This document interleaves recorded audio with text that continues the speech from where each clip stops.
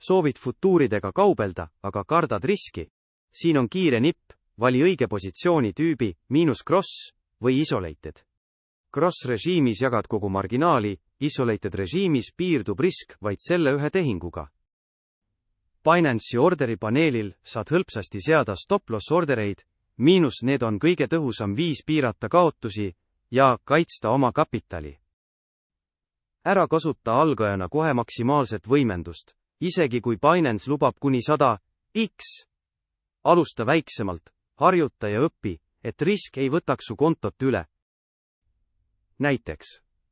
Keegi teenis Ethereumil lühikeseks müües $1800 kasu ROI-ga üle 100%.